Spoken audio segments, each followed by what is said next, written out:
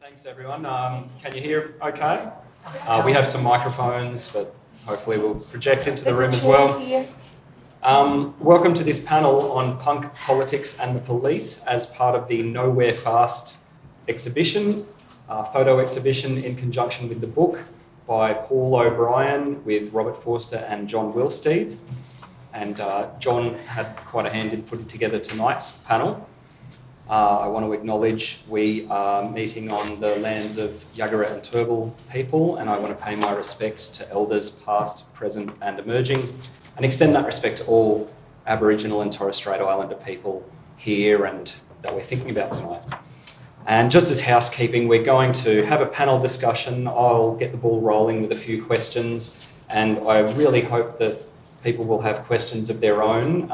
So if you throw a hand up, we'll go through those. So introductions, my name's Ben Green. I'm a social and cultural researcher at Griffith University. To my left is Mark Bracken, and I have notes here from John Wilsteed. Mark occupies an important place in the history of alternative culture and resistance as both an announcer at 4ZZZ and writer for the Cane Toad Times. Through the late 70s and early 80s, Mark was one of the key voices that rallied the youth of Brisbane in their ongoing battle against authority. Professor Carole Ferrier, historian, academic and author, has been teaching at the University of Queensland for nearly 50 years, and I understand politically organising as well. And she has written many articles, chapters and books, and is the author with Ray Evans of Radical Brisbane and Unruly History, which I believe is here tonight. Good evening. Edwina Shaw. I'm out of order. Edwina Shaw sees glimpses of friends in Paul's photos.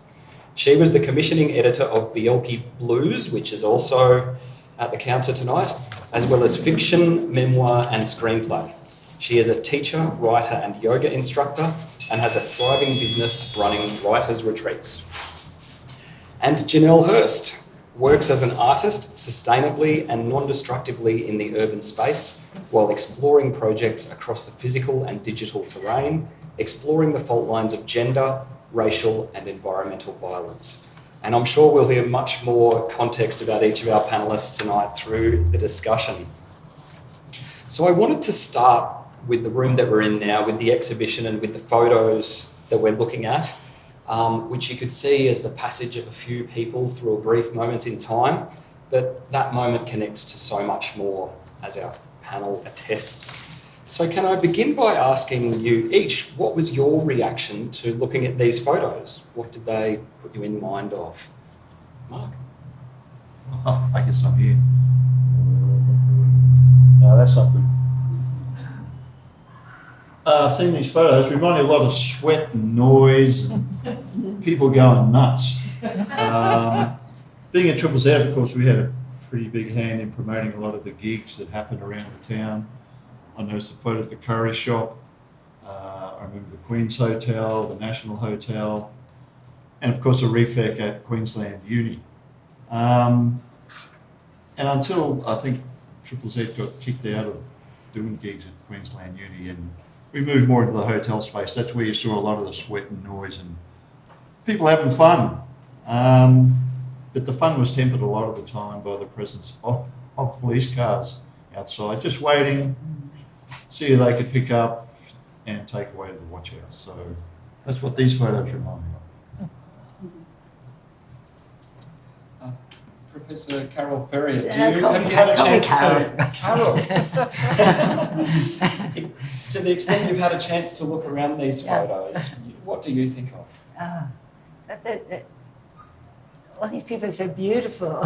They're young, they're alive, they've got futures. And but I was just looking here at the way most of those people in those photographs were talked about by the police. I've done lots of research on the police in this period for this. One policeman commented on the bodgies and widgies, which are a little earlier, but the police were harassing music venues long before the period we're talking about.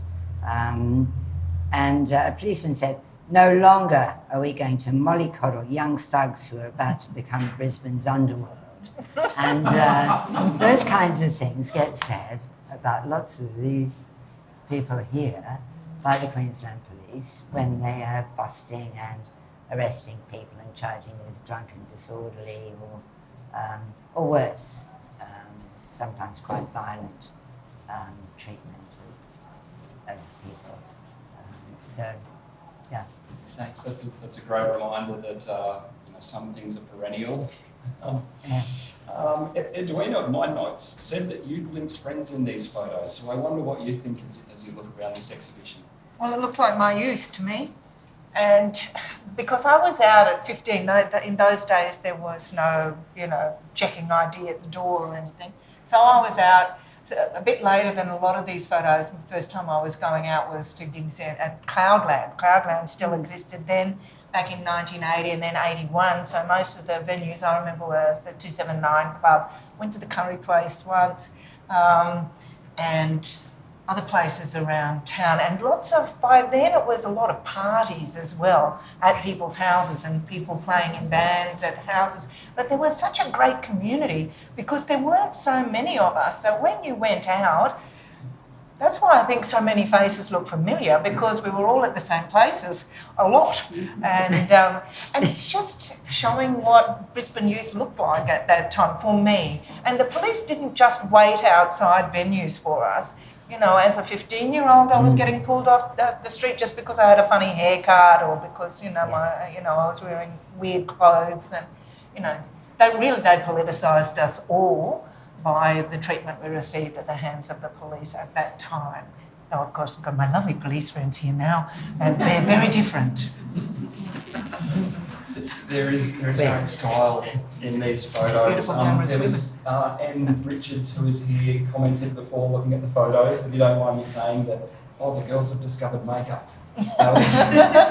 That's a historical moment in itself. And there are, as well as venues, that houses are a part of this too. And I think that's something we might speak about with Janelle in particular.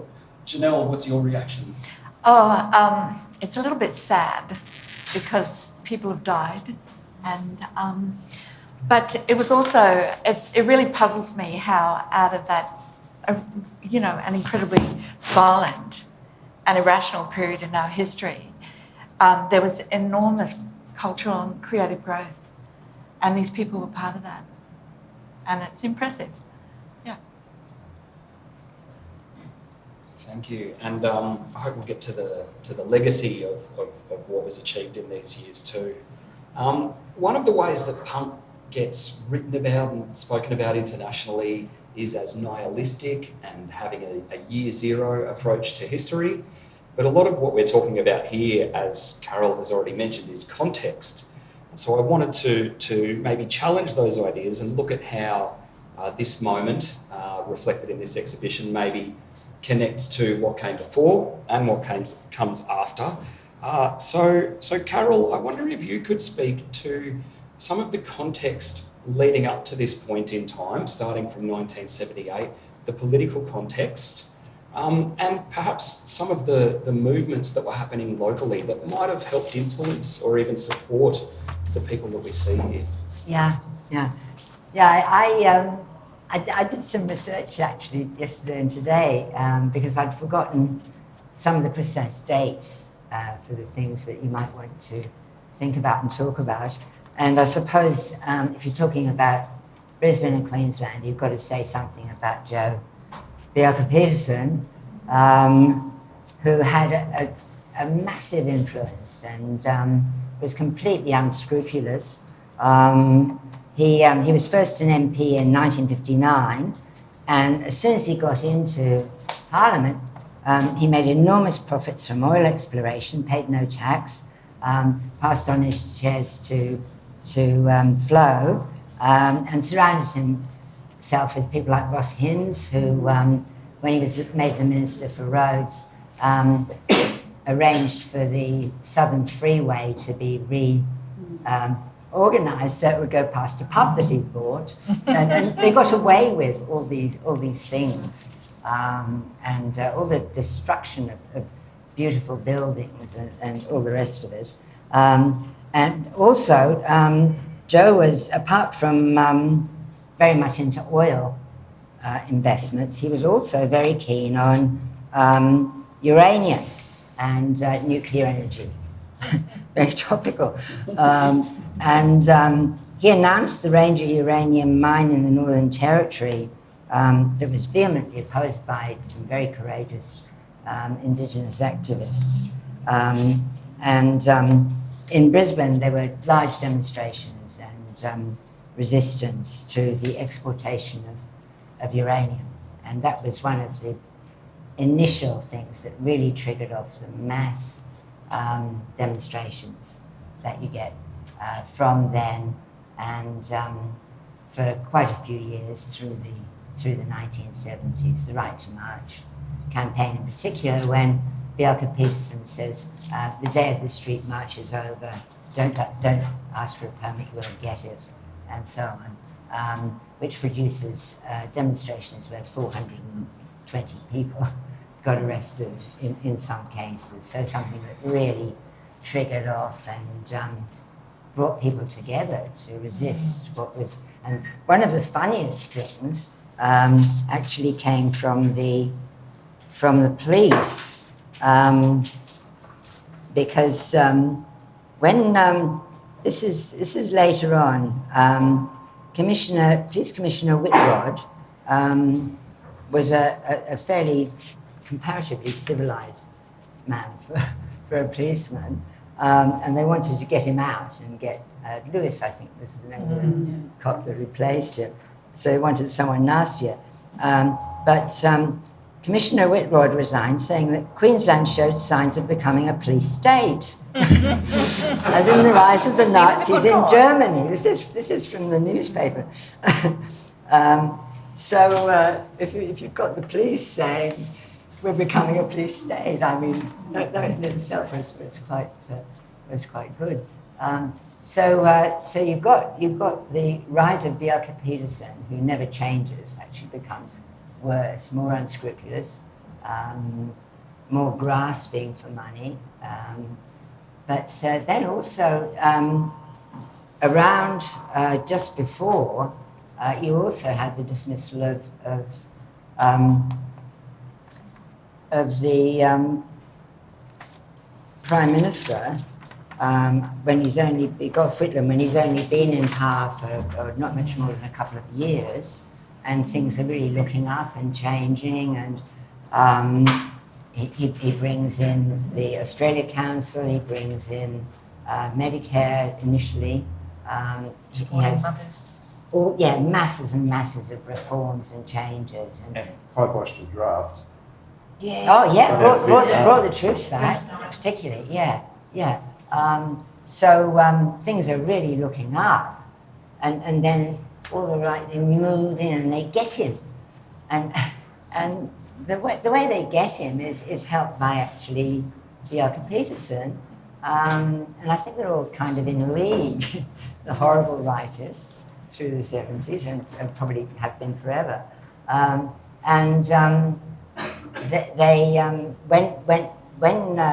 Kerr, the Governor General, was wondering what he was going to do. He was in daily correspondence, it turns out, with the Queen and King Charles, well, his son, who's now King Charles, daily correspondence with them, consulting them, asking them. So the place was being run from bloody palace in London.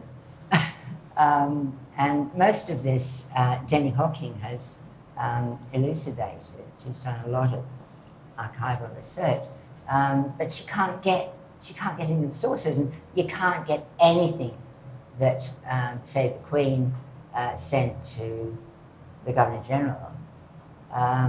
It's all closed, so it's very, very hard to get anything that anyone in the royal family ever said. which should turn anyone into a Republican instantly. Because really, yeah. There's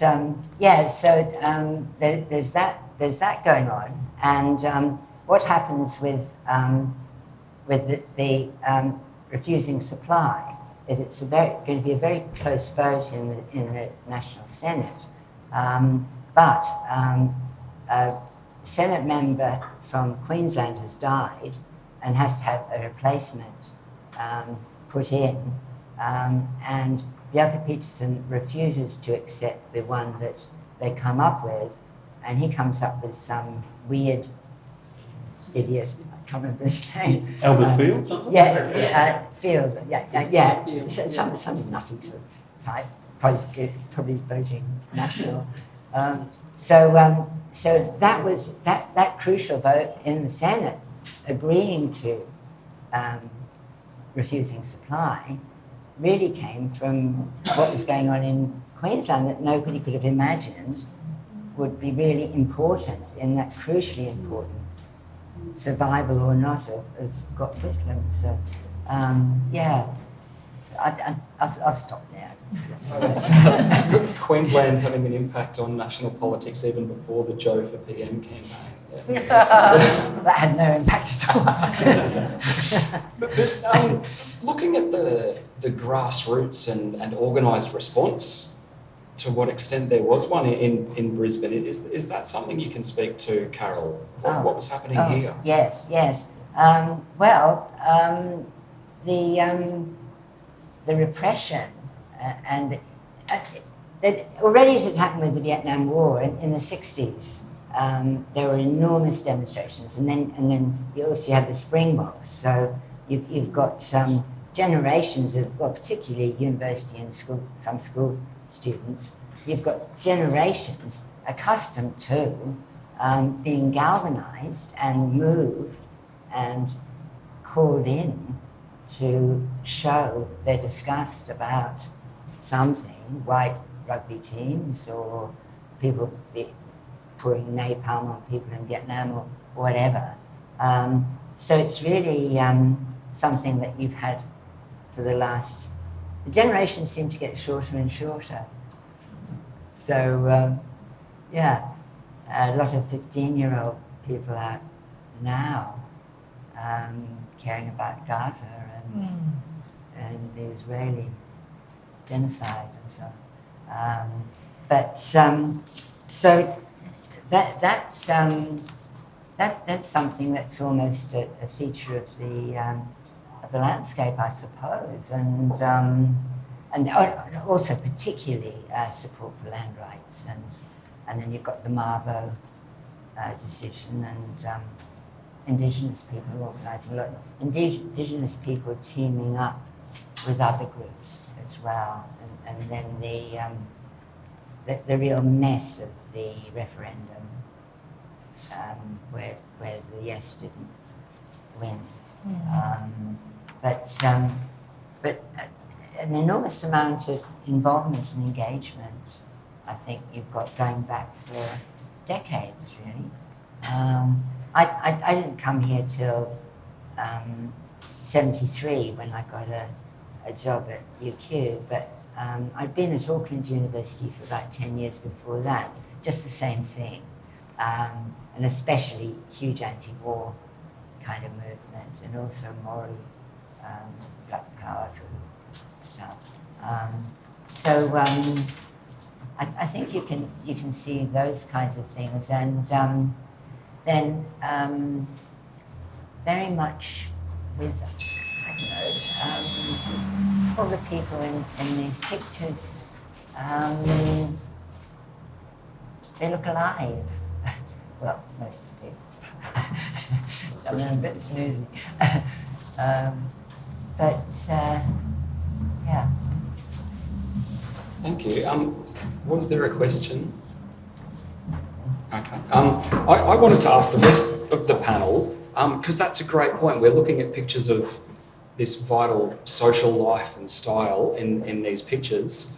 To what extent is there an awareness, or would there be an awareness among the people we see in these photos of this broader political context and of perhaps movements against the dominant political system, and perhaps of movements that might have come before? There we go. Well, by the time Triple Z came around, the idea of Triple Z, I guess, was generated at UQ around about 1973 by quite a few individuals had the same thought that, geez, wouldn't it be good if there was a radio station where people who don't have a voice could have a voice? Because there's a lot of disaffected youth being shoved off to Vietnam, etc., etc. Commercial radio is like pretty awful. So I think, it's everyone from Christians for Jesus to people, classical music fans, Indigenous people. Everyone wanted a voice. So when that voice started up, it kind of naturally coalesced. All the people would gravitate towards it, and all the different viewpoints were being put across. And by the time 1970, so I think the Sex Pistols have a lot to answer for here. As you can see from a lot of the things people are wearing, and you can tell there's an attitude going, yeah, up yours, mate. We're doing our own thing. And to have that facilitated on air was, a great way for people to come together.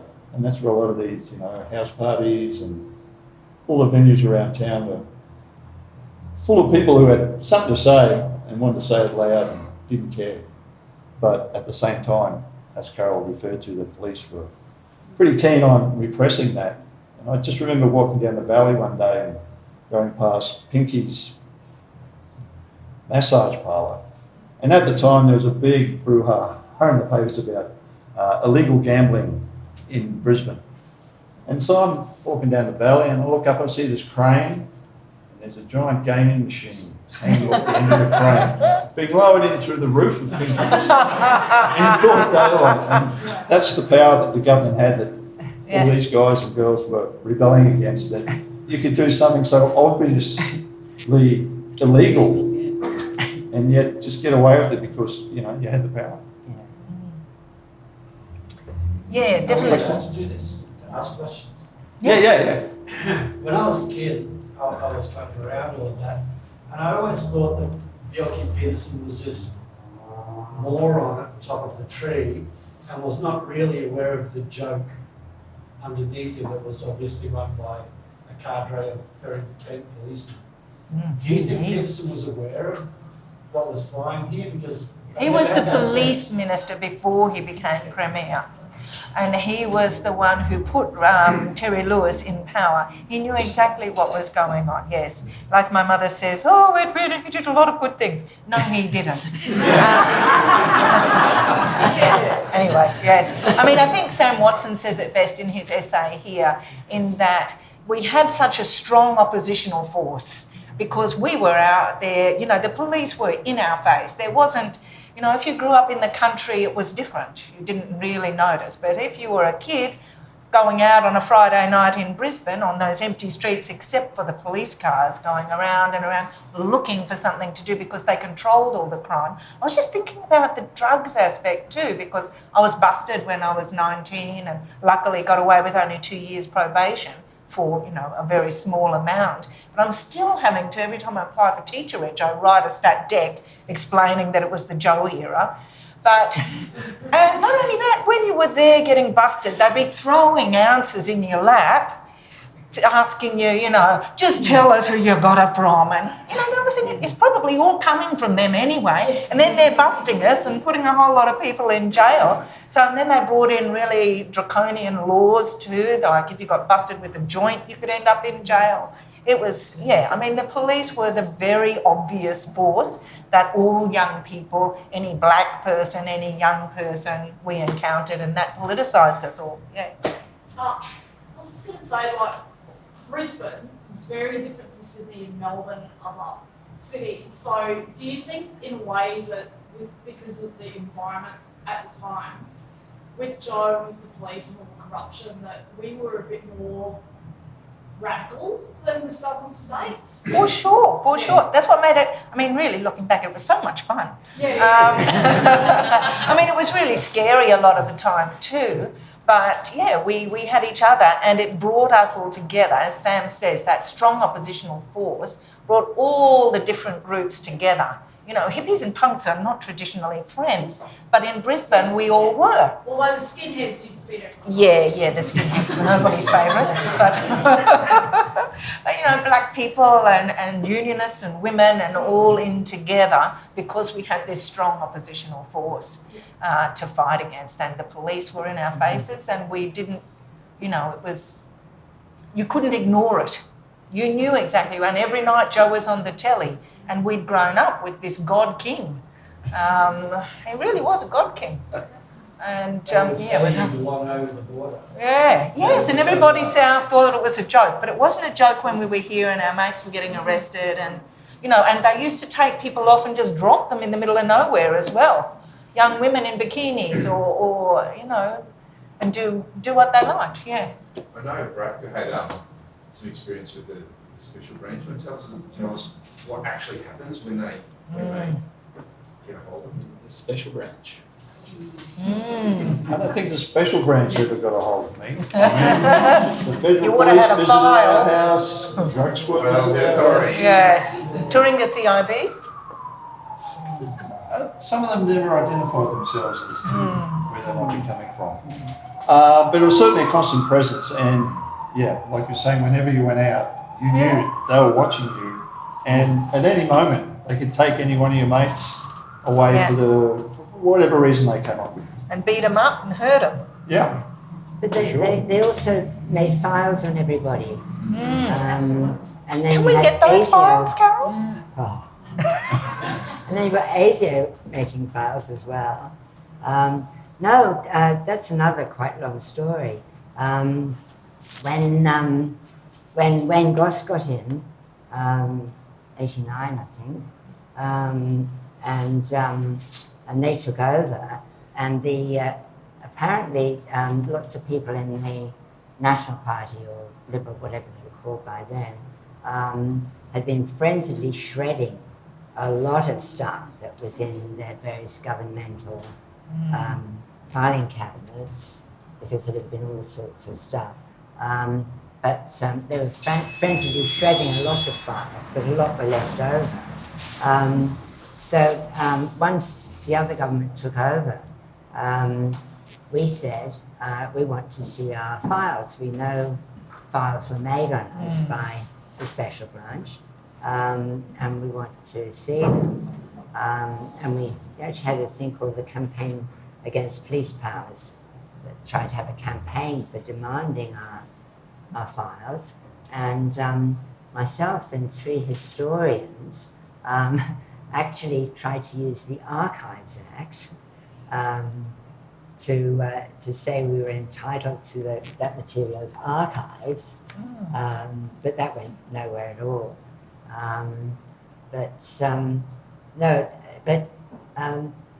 The special branch, there were a whole range of different types. I mean, Hogan, who was the boss of the special branch, fat old gent. You'd never see him on the street or anything. Then he'd send out his sort of lower sort of levels of, and they'd be men in usually pale You suits. could spot them all, couldn't you? Pale suits. Or the Hawaiian shirt at the punk gig,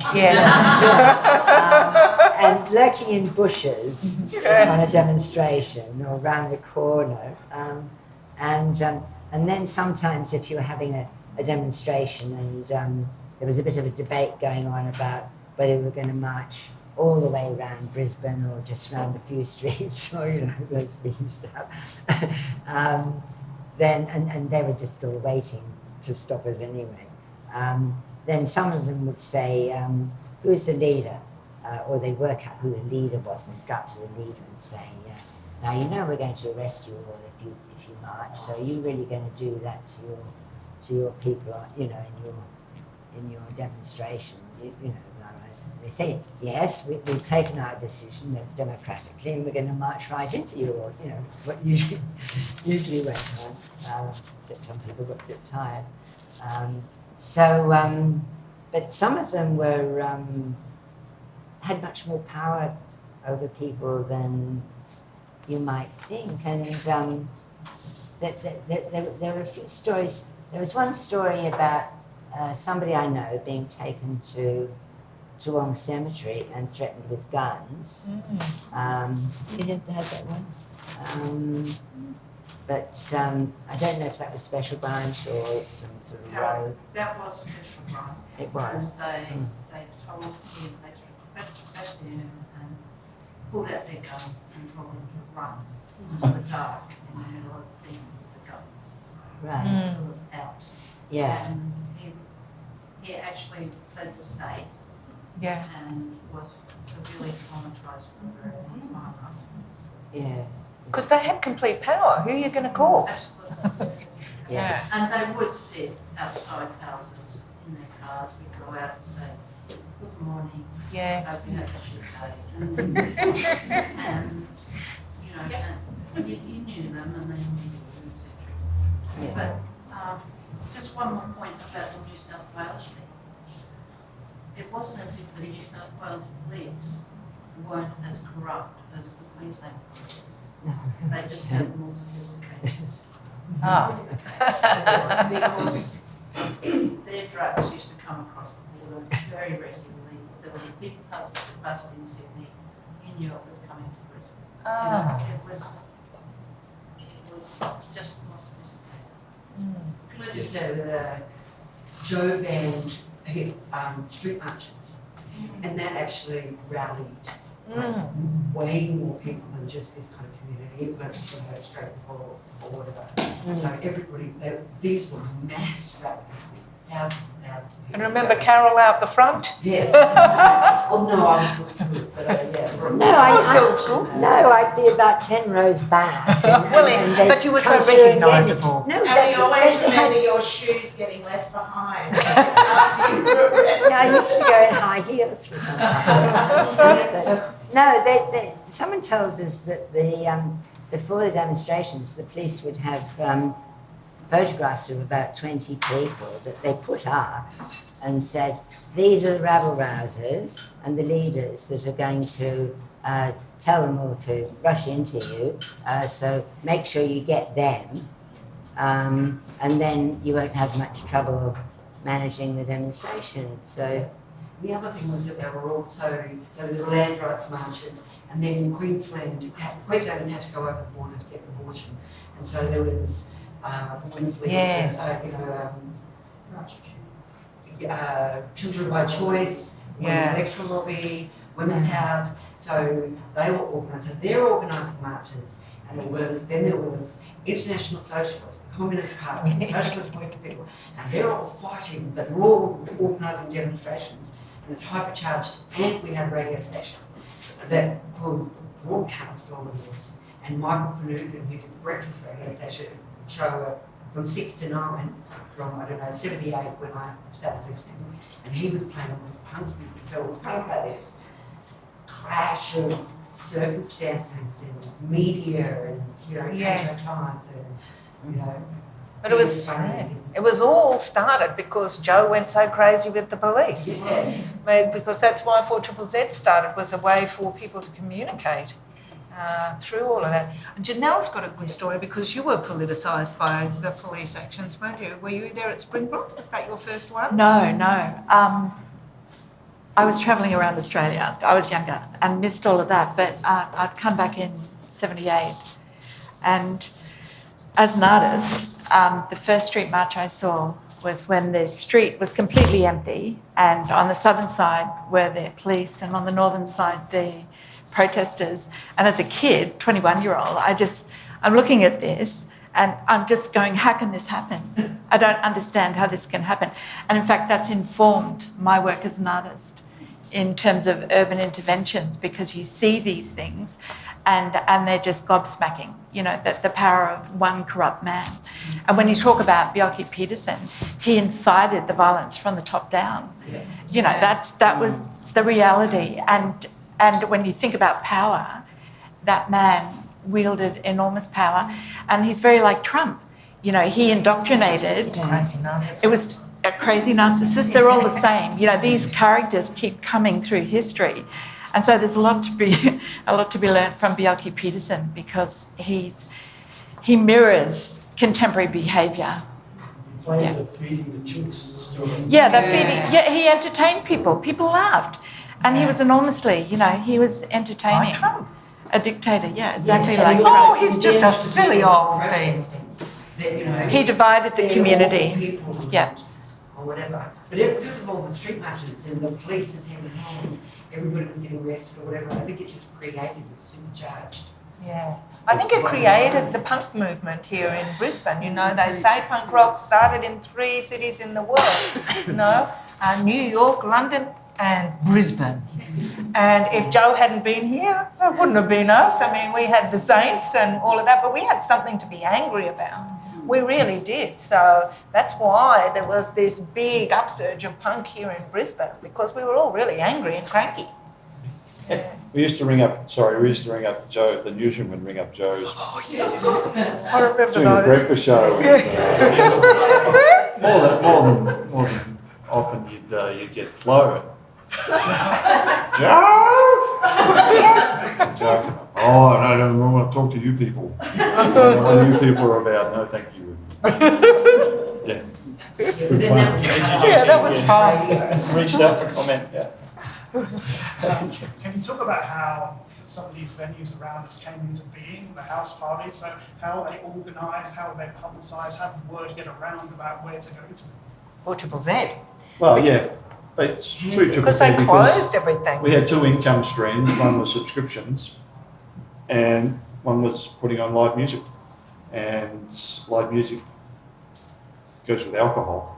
And that's where you make money. So,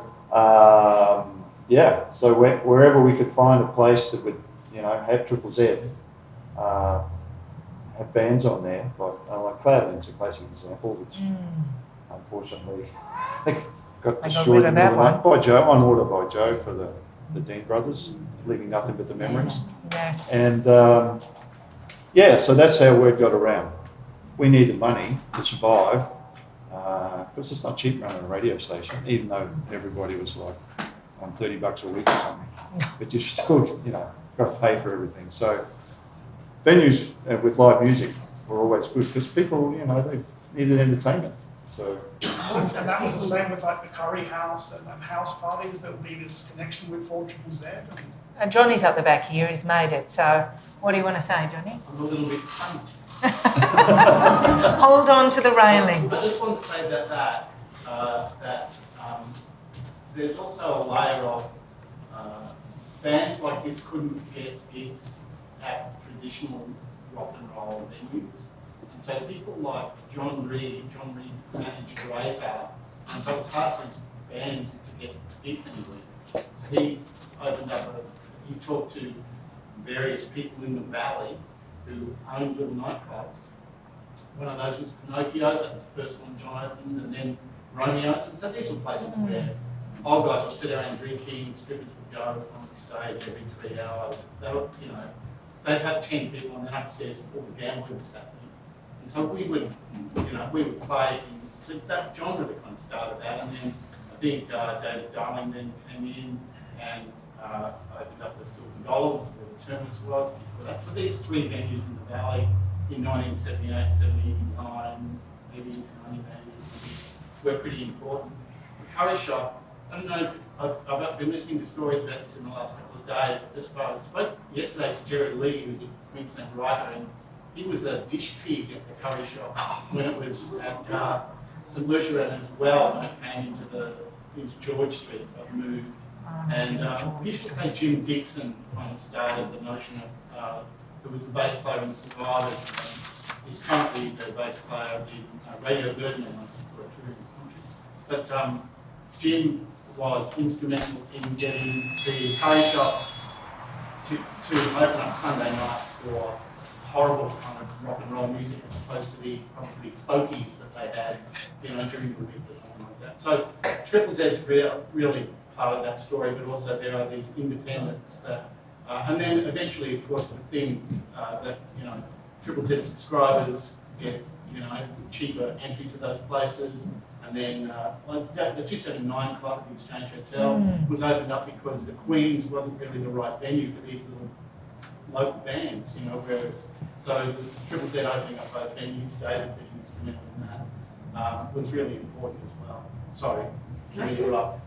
I'll go back here behind me. You can't hide anymore. On that point, there was also bands would hire halls, Paddington Hall, Heaper Hall, and Yes. And out in the outer suburbs as well. Yeah. All over the place. Everyone just get in cars and go to crazy places. And we all knew where the party was. I don't know whether the party's advertised on 4ZZZ Yes, I think so. Yeah, or that the community wasn't that big. Brisbane wasn't the size it is now. So Rocking Horse Records. Yes. Rotten Records. Yeah.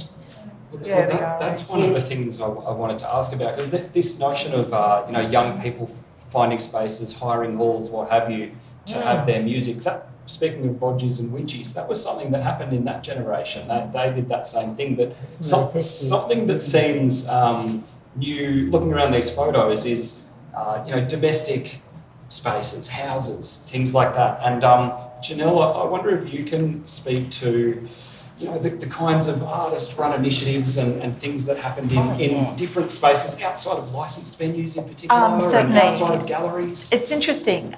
So the artists I know came out of high schools, networks, and so they a lot of them had gone to school together, and then they'd come out, moved into inner city homes, and then started this, sort of radical arts practice. And so, basically we were kids from backyards who met in the city and started in those houses. And then, it's interesting, in the early 80s, so they'd locked down the streets, but as artists we could get into almost any building we wanted. And so they hadn't padlocked the buildings. It was really interesting. So we started opening up art spaces. Our very first one was in Redcombe House at Roma Street, and we had some really big events, and we were closed down after the first one, evicted, because the punks started running along the veranda on top of the street, down Roma Street. But that's now the police headquarters. And then another one of our venues was a bank building in George Street, one flat. And so we had a lot of interventions. And peak hour in the afternoon, we'd have these crazy parties in the windows of the bank buildings and cover the bank buildings with hair and stuff like that. But that's now the law courts. So, great parties. Yeah, we had a cabaret. We ran a cabaret in '83 that was run by musicians, and it was called the Midnight Cabaret. And we, as artists, we always collaborated with musicians. And so in the bank building, the vault was used as a practice room. And it was a very rich collaborative period. Yeah. I think because we were all forced together, there was all that collaboration and all that, because there were no established venues that we could all go to see, Pink or whatever, that Taylor Swift. We all created our own fun because we were still young people wanting to have fun. And the key word is do it yourself. So you asked, how did you do it? Yeah. So we would promote through Triple Z when we could, and then we used the print studio out at the university to print posters and everything. It was fun. Do-it-yourself culture was fundamental to that era. And I'm wondering, you mentioned the sense among musicians and artists and people in creative scenes of this context and of this oppression.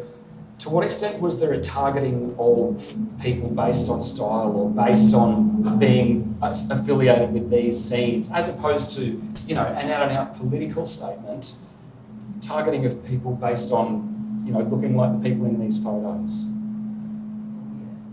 Well, it was a red flag to the bull. Yeah. They just could spot you a mile away. So us and, Murray's, we were the ones who stood out, and they targeted us. Of course, if you were at university, but the police weren't supposed They to weren't be. allowed. They weren't allowed on university, but then they came in and started taking the condom machines and, removing 4ZZZ. So they got there in the end. But they actually had a special branch cop based on campus with their own office on campus. Wasn't particularly known yes. at the time. I was arrested by in 1980. So yeah. they had one based on campus the whole time. Yeah. So, of course, yes, funny haircuts, dark skin colour and queers as well were real targets. So, at the Terminus, which was a great venue and we all had a lot of fun dancing there, the police would come in the back way or they'd be there and, yeah. It's you have to appreciate that gays left Queensland because they were terrified. So they went to Sydney and Everybody Melbourne. left. Well, a lot of artists, absolutely. We'd say goodbye constantly to people on the train and the bus and plane. We lost a lot of them. Like gay sex abolished. I mean, no, sorry. With the... Sorry, I don't mean to say. 1990. Yeah. Yes, 1990 in Queensland. Yeah. And there was a different age of consent until very recently. Yeah. Well, a group we haven't spoken about is women and the feminist movement. And I wanted to ask, can we say anything about the place of women in the punk movement and how that may or may not connect to, the feminist movement that Carole could speak to? I think a big difference just on that. Yeah. At Triple Z was a huge amount of women. So You didn't hear that anywhere else. Yep. Yeah. It was really unusual to turn on the radio and hear the women's hour and to just hear a group of women speaking. You never heard that on anything else. Yeah. And in the punk movement, it was, the boys were still mainly the bands, but there were girls, like there was Lindy and a few others. But the women in the punk movement, we were out there drinking as much as everybody else and having as much fun as everybody else. And there didn't seem to be, like when I went to punk venues, I felt safe. When I went to like a straight venue, like the Criterion or something like that, it was horrible, really horrible, because there you did face the misogyny and sexism that we didn't have, I now realise, in the punk scene, as well as, of course, the queer scene. I actually think, though, that misogyny was everywhere. And, the fact is, the men of my generation were misogynist. Not all of them, and not overtly violent, but the reality is the world that we lived in back then was, it was just a misogynistic maze, and women were just divided, and in the arts it was a safety zone for me. That I knew my colleagues and I felt safe within that area.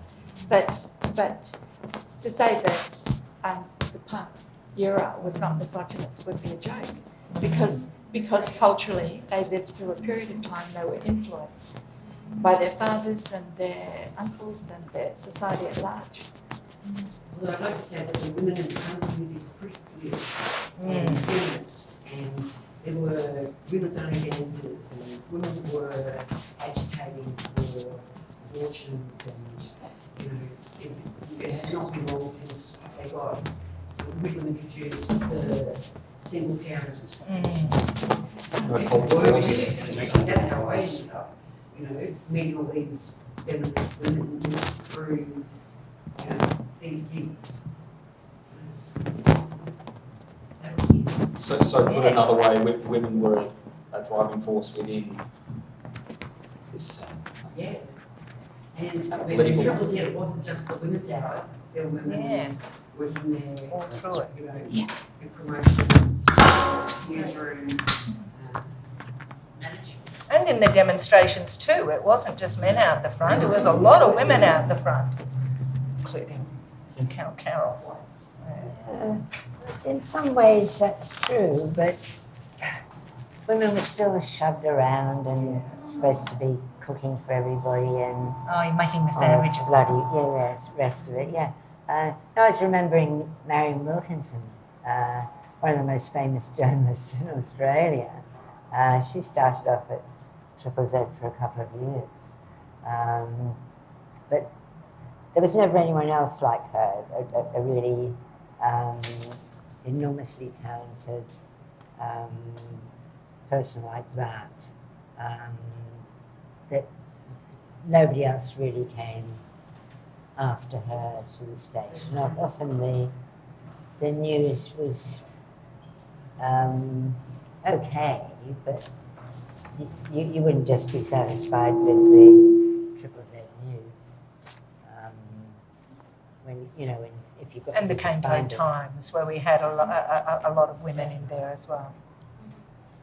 Oh, well, I went to John Jiggins's display and I didn't see anything about women at the library, but I didn't realise there were women really involved a lot with the Cane Times. With the Cane Times? Was it Ernie and Joan? And Jones, driving force, yeah, yes, for sure. Yes. Yeah, a lot of women involved in the Toad.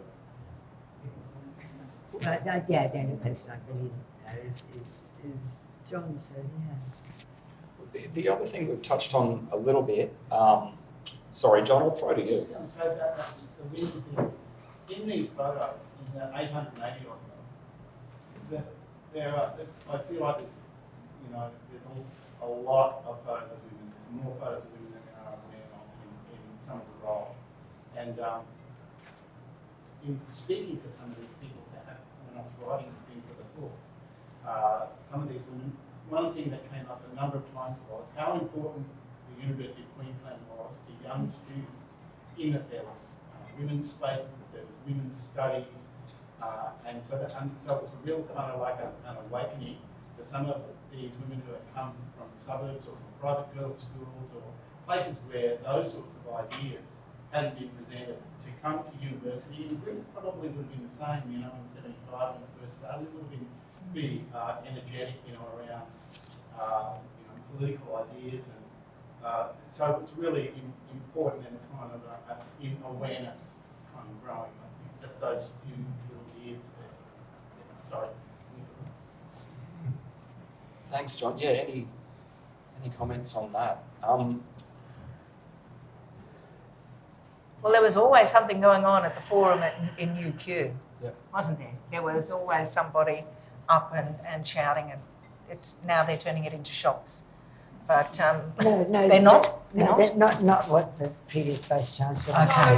No, very conservative. I work at UQ and it's very conservative. Yeah. And it's just like you get your pockets of your, Marxist students and social students, and saw some goths the other day, but basically, because they're all because there's a lot of overseas students. Yes, they're quite wealthy. they're all wealthy. So it's very conservative now, and it's really sad, actually. Yeah, it is. When we were there, because we had the Goffrey education as well, I think that also played into it, is that we had all of the normal people there. That's right, exactly. It wasn't just for the elite. Yeah. So noting that the concept of who is a student and who can be a student did open up at that time, is this scene, was it a bit of a student scene, or was there just a bit of an overlap? To what extent is this a student milieu?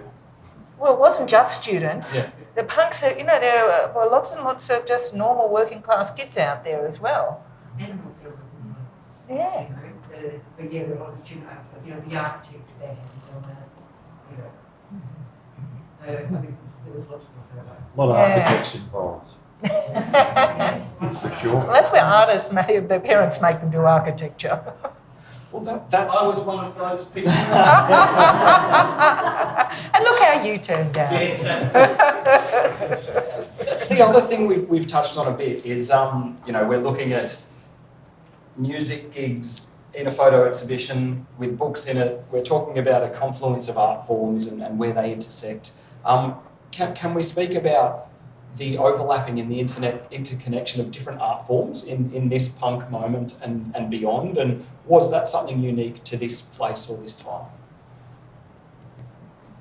Oh, no, I wasn't in Berlin in 1930 or anything like that.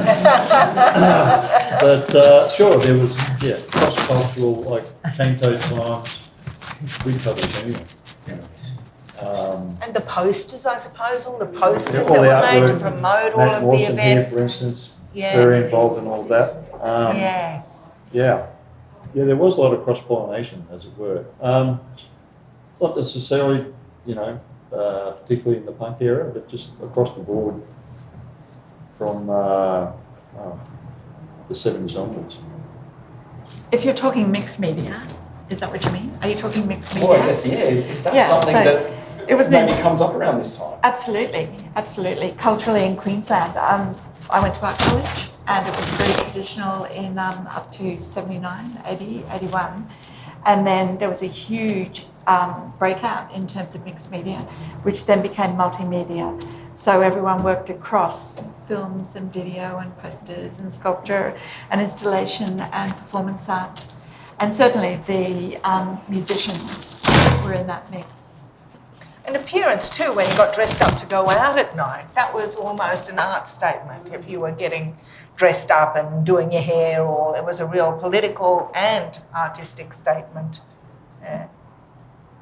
I think the DIY thing's got a lot to do with it as well. People were making music using this kind of DIY ethos. Anybody can do this.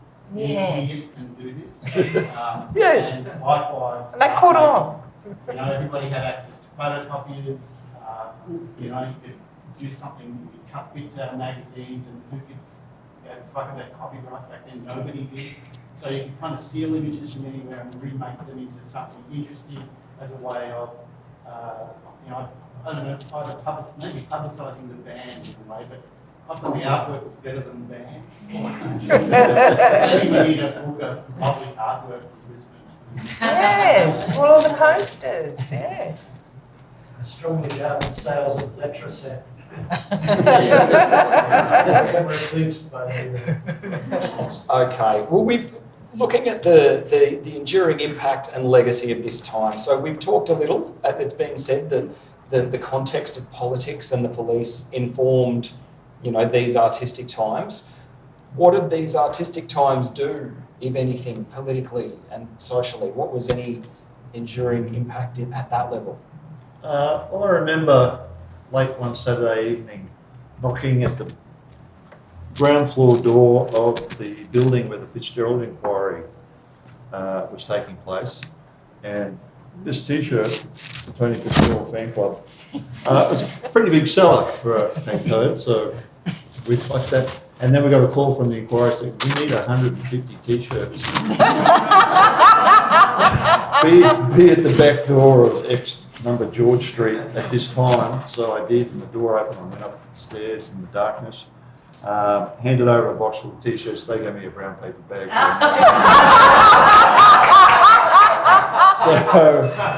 Really? So politically, it's, it's all intertwined. And any other thoughts on, especially the political impact, but otherwise enduring impacts of the times we're talking about?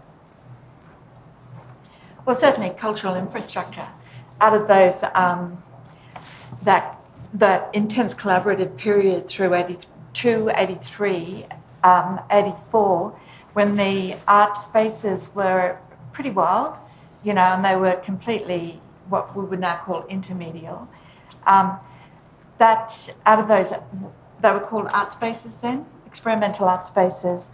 They're now called artist-run initiatives. But out of those artist-run initiatives, actually built the infrastructure for public art in Queensland, and art spaces, and culturally they were incredibly significant. And every successive generation of kids coming out of art college contributed to that. And the music itself, this punk music has had a very long and enduring impact, not only in Queensland, but all over the world. It was a huge time, and I think it brought out our unique Queenslandishness. Well, you could also say, one thing on literature, there has only been 6 years out of 33 years that would have a non-local. So it's had a big impact. You got scared of going back to that all day. Yes. Interesting. I've been given the wind-up. John? You could go on a bit longer, so it's me giving you the wind-up. But also, the fact that you write about it, and and then, you know, we made this book that academics wrote about.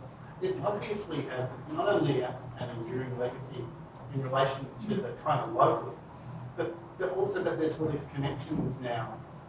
And you know, Ben and I think we met at a conference in Portugal 10 years ago, where I discovered something I'd never seen before, which was the Punk Scholars Network, which was a sort of British-based bunch of guys my age who really loved punk music, they'd been in bands and stuff, but they needed, like everybody does, to get a job. And so they had ended up in university, they become academics, not through some savage desire to like that stuff, just because they needed money. And, but they were kind of creating really interesting ways of looking at this time and the value of it in, you know, different ways of thinking, I think, which have persevered through the years. And, you know, the value of independent artists versus the mainstream. It's a really big one, whether we're talking about music or art or you know, television or music making. I think that's one of the great legacies of this time, is that the value of independence, you know, and rejecting the mainstream. Yeah, because the mainstream's fucked. Still. Can I just say, just to go back to what we were talking about before, when we were saying, you know, where are the women's stories in the telling of the history?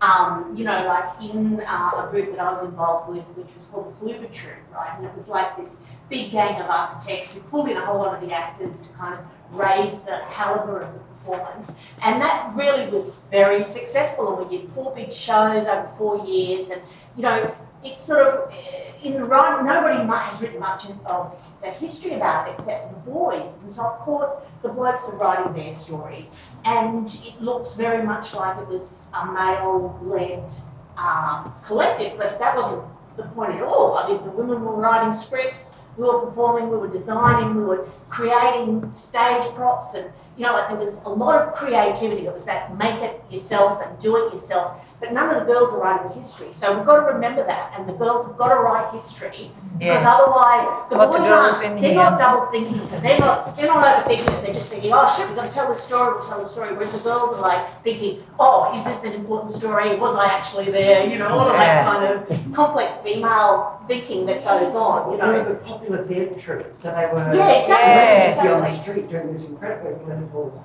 you know, agit-prop kind of art. So yeah, it was yeah. So we've got to tell the female story as well, and the creation of all of this art that came out of that time in Brisbane. Yeah. There were a lot of women promoters too. You know, I remember Kitty Van Buren running the Oz Nash for years. Yeah. They put a lot of time into running rock and roll. Well, I think that might bring us to a close, and that concept of vernacular history from below is what we're celebrating here. So that's fantastic. So thank you very much to our panel, Mark Bracken, Carole Ferrier, Janelle Hurst and Edwina Shaw. And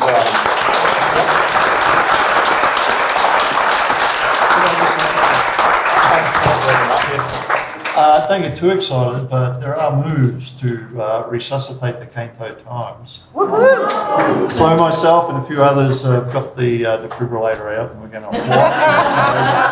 and hopefully there'll be an issue out by Christmas. So there'll be a website, so we'll let, you know, via the social, everyone know what's happening, and hopefully we can get that underway. So anyone who's got a story, it's about the end of time, so I don't want to give too much more away, but there will be another magazine in the back called Batshit Crazy, which will be about conspiracy theories, so a wide range of topics. a couple of other announcements. Were you going to talk about the gig, John? What are we going to do what you're about to do? One thing I wanted to do is I didn't mention that the publisher and Matthew is here, and they have a range of books up the back, including this book, Nowhere Fast, Brisbane Punk and Post-Punk, 1978 to 82 by the book folks. I will sign some dodgy thing in it for you. Yeah, so John will sign it. There are essays by John, by Robert Forster, providing context around the photos that are in there. And there is an event tonight. There's a gig at the Cave-In with some bands. Who's playing? The Cordites, who Mark Bursby's in the Courtites used to be in the Hard-Ons, and Scrap Metal, who were a band from the early 80s.